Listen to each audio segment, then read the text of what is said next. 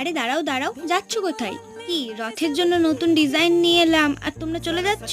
আরে দেখে তো যাও, ইউনিক একটা ডিজাইন রেখেছি তোমাদের জন্য। দেখে বলো তো উল্টো রথে এই ডিজাইনের মালাটা পরা যাবে কিনা।